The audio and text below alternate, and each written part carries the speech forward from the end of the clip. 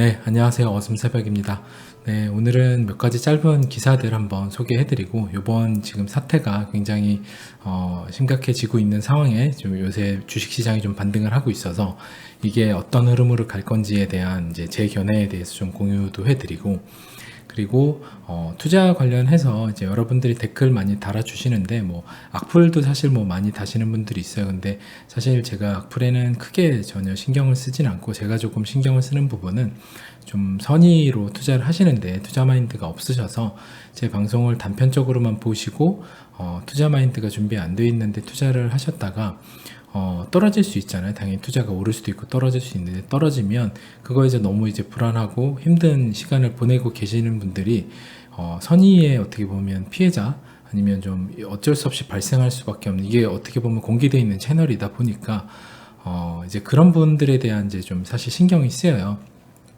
왜냐면 제 뜻과는 다르게 단편적으로 잘못 이제 뭐 어떤 분들은 어떤 방송만 보셔도 포인트를 집어내시는 분들도 있지만, 또 어떤 분들은 아무래도 뭐 그 영상을 보는 데 있어서 이해하는 이해도가 떨어질 수도 있기 때문에, 그러면 또 굉장히 사람마다 그 결과가 다르게 나타나거든요. 그래서 이제 그런 부분에 대해서 제가 좀 신경을 쓰고는 있고, 그래서 이제 그런 부분은 신경 쓰지 말라라는 여러 이제 댓글들 주시는 것들이 되게 감사하게 생각하고 또 되게 힘이 많이 되고 있어요. 그래서 제가 어떨 때는 가끔 이 채널 자체를 좀 비공개로 뭔가 사람들 몇 명을 해갖고 해야 되나 이런 생각도 하기도 했고, 처음엔 이제 제가 지인들 위주로 시작을 했기 때문에. 근데 요새 드는 생각은, 시간이 어떻게 보면 제가 방송을 작년 한 뭐 10월 아마 한 9월 뭐 이 정도쯤부터 했던 것 같은데, 거의 이제 어떻게 보면 시간이 6개월 가까이 돼가고 있어요. 그래서 제 주변에 뭐 지인들 대상으로 이제 시작을 해서 뭐 지인들 주변을 봐도 투자를 중간에 포기하는 사람도 있고, 그리고 뭐 꾸준히 그냥 굉장히 단단한 마인드로 꾸준히 계속 하는 사람도 있고, 그래 뭐 몇 명 많지는 않지만, 그래서 그런 지표들을 본다고 하면 이 시장 자체가 뭐 앞으로 어떻게 전개가 되던, 아마 모든 투자 시장은 사람마다 다 다르구나라는 걸 이제 요새 많이 느끼고 있어요. 그래서 여러분들 중에도 아마 많이 그러실 텐데, 제발 투자 마인드가 혹시 안 계신 분들이라고 하면 제 방송을 혹시 접하신다고 해도 절대 함부로 투자하지 마시고, 그 다음에 확신을 이제 저한테서 자꾸 얻으시려고 하시면 이제 힘들기 때문에, 저도 암호자산 시장이 100% 잘 된다라고 확신을 못 하잖아요. 저는 굉장히 높은 확률로 저는 잘 될 거라고 생각하기 때문에 제 자산의 큰 부분을 투자를 하지만, 제가 틀려서 제 자산을 다 잃을 수도 있는 거고, 여러분들이 제 말을 듣고 했다가 똑같이 자산을 잃게 되면 여러분들 스스로 결정이 아니기 때문에, 여러분들을 원망하면 그나마 나은데 남 탓을 하면서 원망하면 더 힘들기 때문에, 그런 결과가 나오지 않기를 진심으로 바라고요. 그러려면 여러분들 스스로 확신 찾으시고, 확신을 못 찾으시면 내가 내 스스로 확신을 못 찾았다 하면 투자를 안 하는 그런 형태가 되었으면 좋겠어요. 그래서 어디까지나 여러분들의 모든 이제 정신 건강과 그다음에 여러분들의 그 자산을 위해서 드리는 이야기니까, 한번 곱씹어서 생각을 지금이라도 하시고서 다시 출발을 하시기를 바라겠습니다. 네, 오늘 한번 이제 방송 시작을 해볼게요. 그래서 첫 번째 기사로는, 그 작년에 이제 계속해서 이야기했던 이제 국민은행이나 이런 데서 이제 그 커스터디 서비스라고 그러죠. 이제 디지털 에셋 커스터디라고 해서 이제 DAC라고 약자를 했네요. 이제 디지털 자산을 수탁 서비스 하는 거예요. 이제 보관해주는 서비스인데, 이게 이제 뭐 결국에 한국은행 웬만한 메이저에서 할 거다라고 했는데 이제 발표를 이제 했네요. 그래서 아마 이 이후 다음 스텝으로는 어느 정도 또 법 제도, 금융 제도가 된다라고 하면, 뭐 KB 금융 이제 이런데, 아니면 또 어떤 뭐 신한은행 이런 데서 비트코인 관련된 이제 펀드, 뭐 매달 뭐 얼마씩 넣으면 매달 이제 분할로 비트코인을 계속 사주는, 지금 일본은 이제 그런 서비스를 하잖아요. 그런 서비스도 나올 거고, 대신 직접 사는 것보단 당연히 관리 수수료를 많이 띄겠죠. 그것도 나오고, 그 다음에 뭐 암호자산 이제 중에 굉장히 이제 다양한 종목들이 있잖아요. 가령 뭐 은행 송금을 하는 분야, 그래서 뭐 XRP라든지 아니면 체인링크라든지 이런 이제 좀 그런 관련된 뭐 스위프트나 이런 관련된 쪽을 한 개 또 패키지를 묶어서 펀드 상품을 내놓고, 그리고 뭐 채굴 관련된 아니면 뭐 플랫폼 관련된 아니면 뭐 명품 이제 추적 관련된 이런 여러 가지 종목군으로 나눠 가지고 투자 상품들이 펀드가 나올 거예요. 그거는 뭐 법 제도화만 되면 당연히 은행들에서 지금 제로금리나 마이너스 금리 시대에 먹고 살 게 없잖아요. 굉장히 상품을 해도 힘들고, 그 다음에 또 보험사 같은 경우는 손해보험사랑 이런 데들은 예전에 팔아놓은 것들의 그 보장 이율이 있기 때문에, 고정 이율 때문에 굉장히 힘들어요. 그래서 그런 데들, 전반적인 데들이 다 금융상품들로 수익률이 날 수 있는 데로 뛰어들 거다. 근데 이쪽이 수익률이 당연히 난다라고 하면 당연히 다 뛰어들겠죠. 그러니까 지금 좀 빨리 움직이는 데들 미리 준비를 아마 한 1, 2년 동안 했을 거예요. 이제 지난 방송에서도 계속 이야기를 했지만 다들 수면 아래선 준비를 하고 있고, 그게 이제 발표가 된 거다. 이게 뭐 금방 돼가지고 한 게 아니라 출시 임박이라는 것은 최소한 1년 개발을 하려고 그러는, 왜냐면 금융망이나 뭐 KB금융 이제 국민은행에서 이런 것들 도입을 하려고 하면 자사 내부의 그 이제 서비스망 같은 경우를 웬만큼 다 해놔야 되거든요. 그러면 오랜 기간 준비를 했다는 소리고, 그것들이 사실상 언론에 다뤄지지 않았다는 거예요. 그래서 뭐 국민들한테 2017년에 뭐 사기다, 비트코인 광풍 사기였다. 물론 사기 맞죠. 그때 광풍이었고 그냥 어떻게 보면 한국에 김프도 나왔고 그랬기 때문에 그때부터 사실 다 준비를 해왔는데, 그때는 그냥 숨죽이고 있었던 거죠. 그러니까 우리가 모든 그 기사라든지 어떤 결과나 그 다음에 벌어지고 있는 현상을 접할 때 있어서 그냥 그 표면적인 것만 보지 말고 사실 뒤에 깔려있는 이면도 이렇게 볼 수 있어야 되는데, 시간 지나서 보면 이런 것들이 나온다는 게, 그때 이면 아래에서는 대중에서는 막 다 사기라고 했지만 결국 뒤에서는 메이저 은행들이 다 준비를 하고 있었다. 왜냐하면 블록체인이 사기였는데 이걸 왜 준비를 하겠어요. 결국에 이 가상자산을 보관해주는 쪽으로 앞으로 미래의 돈이 넘어가기 때문에 미래의 돈을 보관하는 서비스를 한다는 거잖아요. 그러니까 결국에 돈의 다음 이제 돈이 지금 기존의 뭐 달러라든지 유로화 지금 계속해서 풀고 원화도 뭐 무제한 양적 완화 이제 금융권에 한다라고 하는데, 뭐 금융권 망하면 안 되니까 한국은 이제 무리해서라도 살리는 거고, 미국, 유럽 같은 경우 돈 찍어서 이제 일반 사람들한테 다 뿌리죠. 그런 것들을 하는 게 결국에 이제 돈의 한번 패러다임이 바뀌는 시점으로 가고 있어요. 그래서 우리가 그런 시대에 살고 있다는 게 어떻게 보면 굉장히 두렵기도 하지만, 저는 요새 한편으로는 굉장히 가슴 설레이는 그 현장을 목격을 하고 있고, 당장 하루하루가 굉장히 내일 어떤 일이 벌어질까 굉장히 좀 어떻게 보면 반은 두렵고 반은 굉장히 설레는 그런 시기를 보내고 있다고 생각을 해요. 그래서 여러분들도 좀 생각의 전환을 그렇게 하시면 하루하루가 매일 이제 새롭잖아요. 그러니까 투자 시장도 어떤 이벤트가 벌어질지 모르겠지만 그 본인 스스로의 심지만 단단하다고 하면 큰 폭락이 있던 큰 폭등이 있던 그냥 잔잔한 물결처럼 갈 수 있는 마인드를 갖게 되면 사실상 별로 두려울 게 없는 거죠. 그러니까 지금도 뭐 다우지수 같은 경우 이제 보면 요새 갑자기 이제 주봉으로 엄청 올랐잖아요. 엄청 올랐는데 일봉으로 한번 볼까요?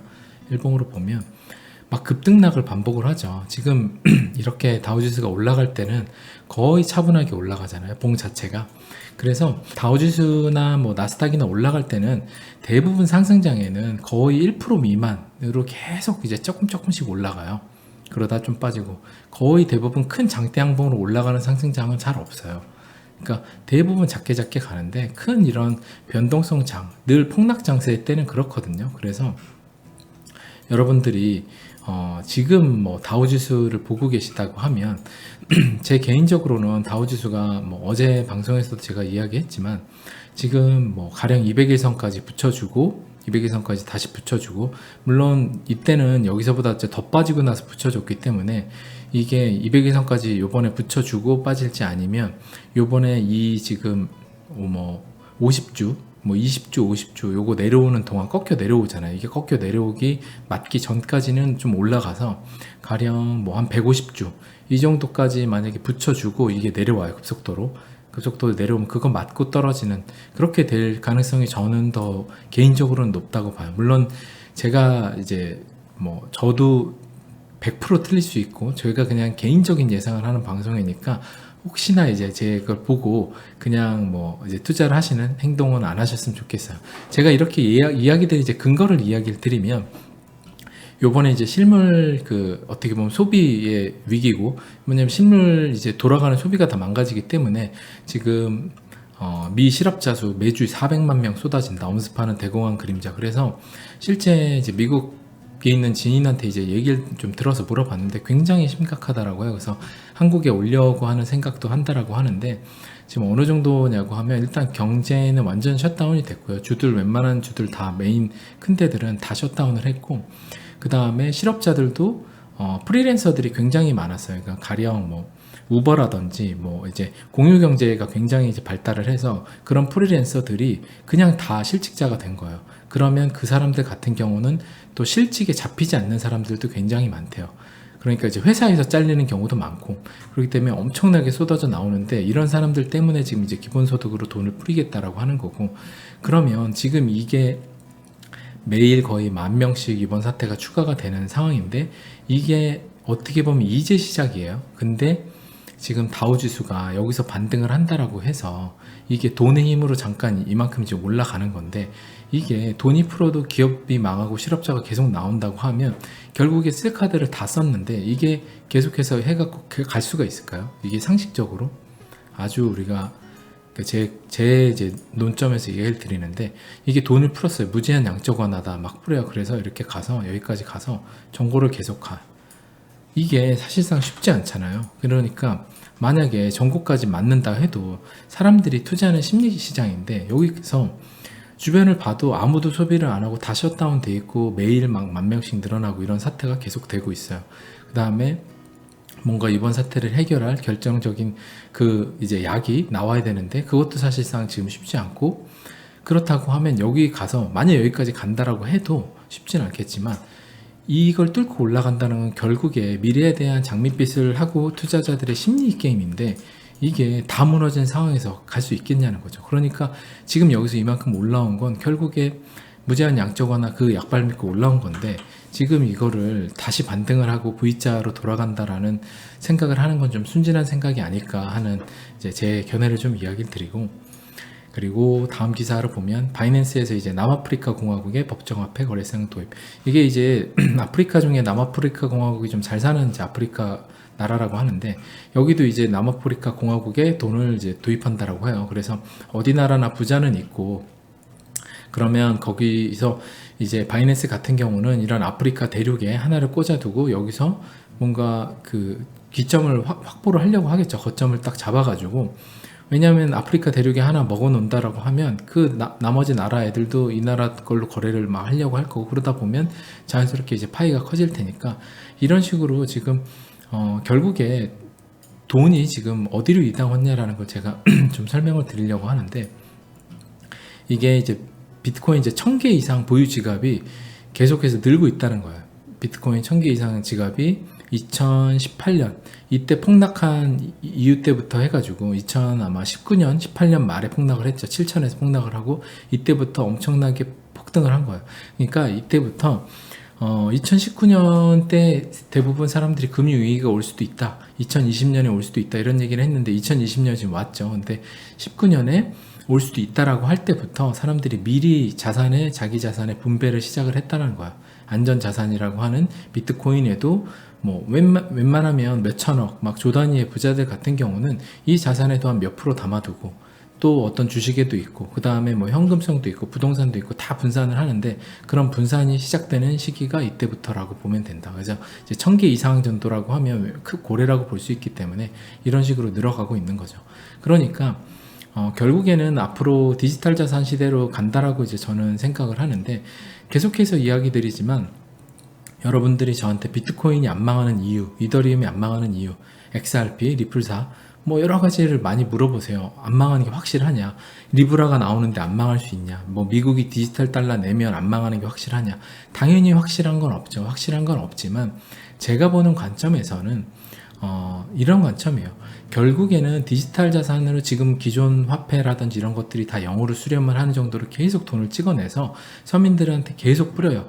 그러면 그 사람들이 그걸 먹으면서 쓰고 하다가 어느 정도쯤 되면은 화폐가 점점점, 물론 이제 그런 돈들이 거기로 들어가면 아무래도 일상 개인들은 소비가 일어날 거예요. 근데 결국에 화폐 총량, 이제 본원 통화량도 늘어나고 하겠죠. 그러다 보면 결국에 돈이 이제 흘러 들어가는 곳이 생길 텐데, 주식으로도 흘러 들어갈 거고 암호자산으로도 흘러 들어갈 텐데, 그러면 결국에는 사람들이 나중에는 이제 어느 시점 지나다 보면은 깨닫는다는 거죠. 근데 깨닫는 게, 지금 이미 기득권들 같은 경우는 자기 자산, 이런 비트코인 수량이 정해진 곳에 웬만큼 다 에셋을 파킹을 해두고 그 다음에 대중들이 깨달게 해줄 거예요.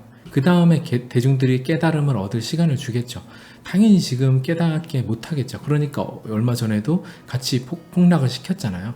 안전자산이라는 걸 요번에 만약에 이번 사태 폭락 때 만약에 비트코인이 혼자 날아갔다라고 하면 대중들이 너나 없이 뛰어들었을 거라고 생각이 들어요. 그래서 요새 좀 생각을 정리를 해보니, 요번에 만약에 폭등이 왔다라고 하면 수많은 기득권이 주식시장에서 나와서 대부분의 자기의 돈들을 옮기는 시간을 가져야 되는데, 그 시간을 가질 시간을 벌려면 요번에 같이 폭락을 좀 시켜줘서, 신용 경색도 물론 있었겠지만 만약에 정말 그들이 준비가 다 세팅이 됐다, 그들의 자산을 대부분 디지털 자산으로 장악을 해놨다라고 하면 요번에 그냥 폭등을 시키고 연출을 했을 가능성도 있겠다라는 생각이 들더라고. 왜냐면 아무리 신용 경색이 있어도 그들이 만약 올려야겠다는 그림의 큰 빅피처가 있다라고 하면 올렸을 것 같다는 생각이 들어요. 그래서 여러분들이 이런 것들을 보신다고 하면 지금 돈들은 이런 식으로 자산의 일부들을 분산을 해서 투자를 하고 있다, 이걸 좀 보시면 될 것 같아요. 그리고 지난 24시간 동안 주요 11개 거래소에서 USDT 월렛에 이제 한 500억 정도, 근데 이게 뭐 큰 돈은 아닌데, 여길 보면 거래소의 USDT 보유량 사상 최고치를 기록했다, 이 기사도 나오잖아요. 그래서 이게 어떤 이야기냐면, 결국에 거래소들은 대부분의 고래들의 큰 돈을 받아가지고 그 돈을 USDT로 바꿔줘요. 그 다음에 그 USDT를 이제 고객한테 주는데, 고객이 뭐 비트코인을 사던 아니면 USDT를 갖고 있던 알아서 하겠죠. 그럼 결국에는 고객들 자체가 지금 돈들, 그러니까 자기 가령 만약에 원화 가치가 떨어진다, 위안화 가치가 지금 위험하죠. 그 다음에 유로화도 위험하고, 그러면 그 유로화를 USDT로 바꿔서 하는 거예요. 그러면 아무래도 달러를 직접 바꾸는 건 아무래도 제약은 있지만 USDT 같은 경우는 훨씬 더 외환 거래하는 데 있어서 자유롭거든요. 그러니까 이런 식으로 지금 화폐의 가치 해치를 하는 수단으로 거래소들의 USDT 보유량이 막 늘어나고 있는 것 같아요. 아까 여기서 보여드린 대로 이런 현상과 비슷하다고 볼 수 있겠죠. 그리고 하나 또 기사 보여드리면, 전에도 언급해드렸던 건데, 리플 CEO 자신을 사칭한 가짜 유튜브 사기꾼 등장에 분노, 당연히 이제 열 받겠죠. 그래서 지금 이런 것들이 또 성행을 하고 있어요. 그래서 엄청나게 사기를 치고 있는데, 여러분들은 절대 당하지 마시고, 이게 뭐냐면 늘 이런 사기는 당하는 사람은 욕심 때문에 당해요. 가령 50개 XRP 주면 10,000개 주면 10,000개 받는다. 아주 쉽게 생각해보면 공짜로 내가 주는데 준다? 말이 안 되잖아요. 근데 막상 이거 닥치면 그냥 10,000개가 생기네, 눈이 멀어서, 잠시 이제 탐욕의 눈이 멀어서 이거 하는 거예요. 그러니까 제가 어제 방송에서 막 고리의 그 수익금을 보장해 준다는 뭐 건설사 이런 대출 서비스 같은 경우에 요새 뭐 나온다고 했잖아요. 근데 그런 거 같은 경우는 예전 10년 전에도 나왔지만 매년 10년마다 위기 때마다 나오는 것 같아요. 그 건설사 대출권은.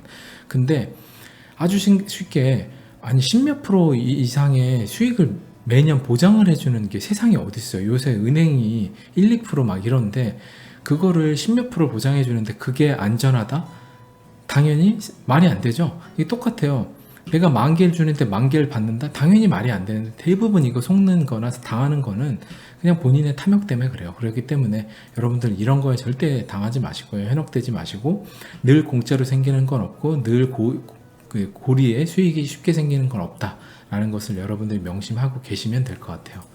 그리고 두산중공업이 이제 1조 긴급 지원, 두산그룹 계열사 부동산 담보, 이게 지금 이제 두산중공업 같은 경우는 뭐 원전 이슈도 있고 뭐 여러 가지 이슈가 있어서 사실 좀 워낙 상태가 안 좋긴 했지만, 근데 지금 이런 것들이 제가 기사를 가져온 게 앞으로 한국의 웬만큼 큰 대기업들 중에 이렇게 긴급 그 지원을 해야 되는, 그래서 지금 무제한 양적 완화 선언을 한 게 한은에서 이런 것들이 많이 생각보다 터져 나오고 있다고 해요. 그리고 굉장히 심각해진 기사들이 많이 나올 거다. 그래서 어떤 이후 예상을 하면 되냐면, 여기 당연히 구조조정 하겠죠. 그 다음에 엄청나게 실직자 많이 나오겠죠. 그러면 그 사람들이 당연히 가계대출, 부동산 담보대출 받았는데 이자 못 갚겠죠.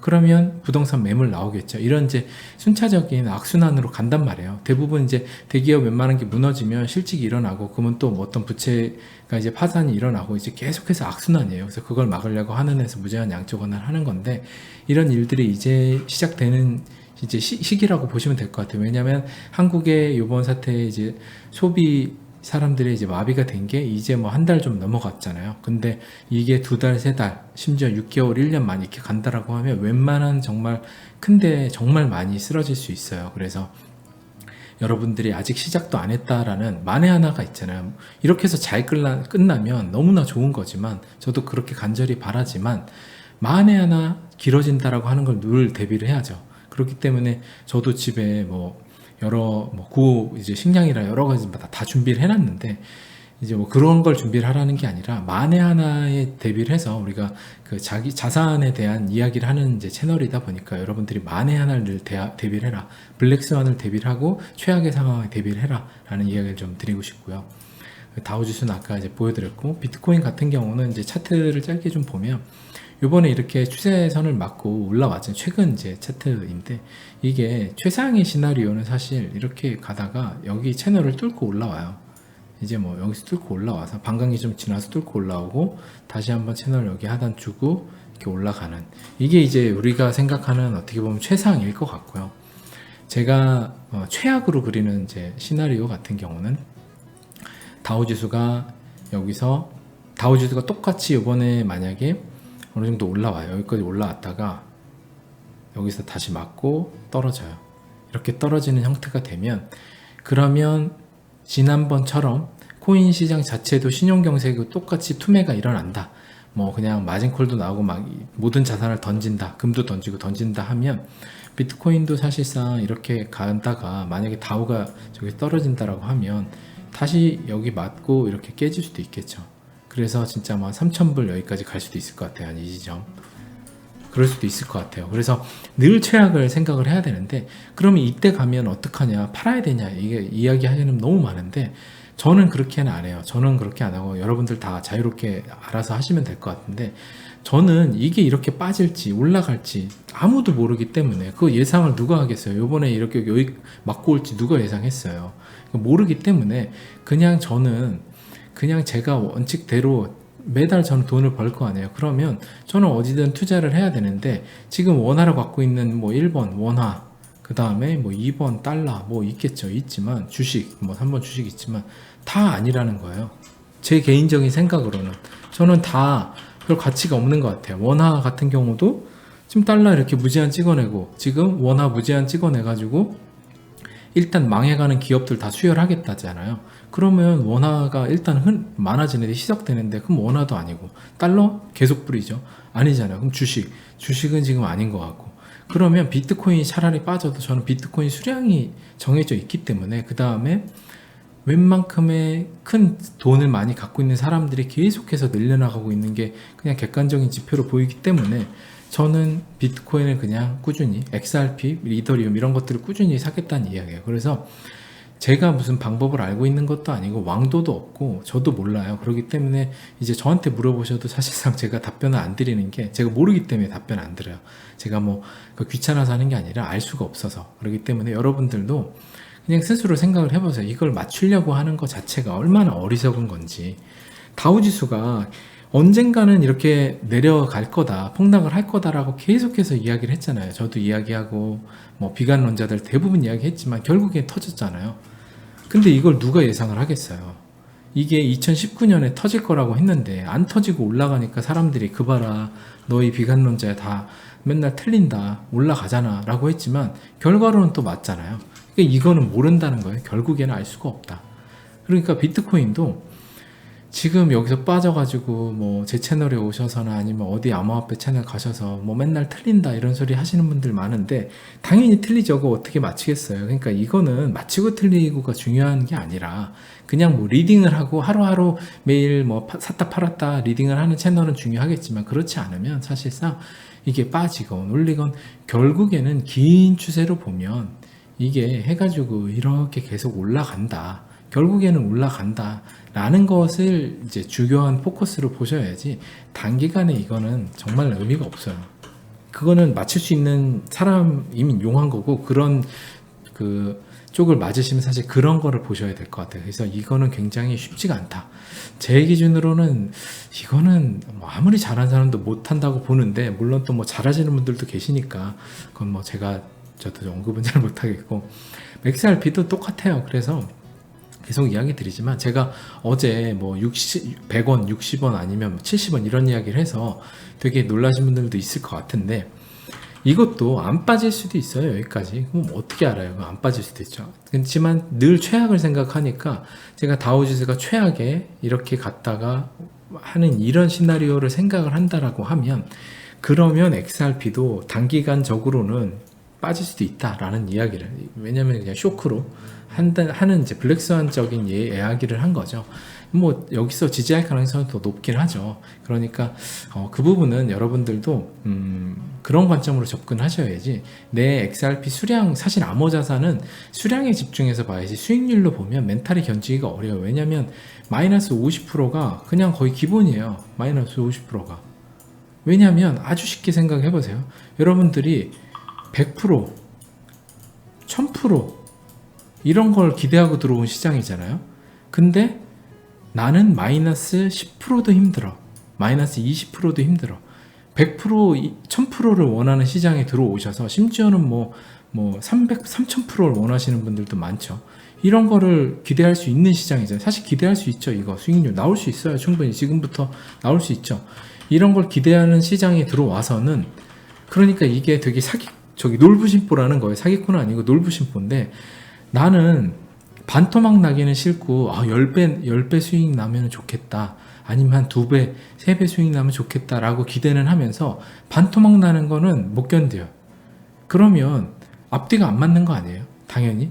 그러면 은행 예금에 넣어야죠. 아니면은 그냥 뭐 어디 부동산 투자를 해야지. 그러니까 이게 투자라는 것이 사실상 굉장히 상식적인 건데 내가 마이너스 몇 프로까지 감내를 하냐에 따라서 수익률도 기대를 하는 건데 수익률은 높게 기대하고 마이너스는 많이 되면 안 돼. 이거 자체가 일단 마음가짐 자체가 상도덕이 없는 거예요. 그래서 투자는 상도덕이 기본 마인드다. 그래서 마이너스 50%를 제가 계속해서 이야기를 드렸잖아요. 마이너스 50%는 어떻게 보면 기본이라고 이 시장이. 왜냐면 저 같아도 전 100% 수익 보고 안 팔 거거든요. 저는 한 1000% 아니면 최소 500%이 정도는 볼 거예요. 더 많이 남은 이제 더 한 20% 물량 정도는 1000% 돼도 안 팔 거고 그러면 당연히 마이너스 50% 돼도 괜찮아야죠. 그러니까 여러분들이 그 수익률에 집중하지 마시고 좀 수량에 집중을 하셔야 암호자산 시장을 좀 견딜 수 있다라는 것을 마지막으로 오늘 방송도 마치도록 하겠습니다. 그래서 좀 금요일이고 하니까 여러분들도 좀 이제 답답하실 텐데 좀 그 공기 좋은 이제 바람이라도 쐬시고 창문이라도 여셔서 하시고 대부분 좀 사람 많이 모여 있는 곳은 안 가셨으면 좋겠어요. 왜냐하면 요새 해외에서 입국 들어오는 사람들의 좀 안 좋은 이제 사건이 많이 일어나고 있잖아요. 그래서 그게 굉장히 한국에서 좀 폭발적인 다시 증가세로 갈 수 있을 가능성이 좀 높아 보여요. 그래서 되게 위험한 시국에 요새 좀 되게 안일하게 있는 것 같다라는 생각이 들어서 저도 좀 반성을 하고 여러분들도 각별히 조심을 하셨으면 좋겠습니다. 네, 오늘 방송도 끝까지 들어주셔서 감사합니다. 어슴새벽이었습니다.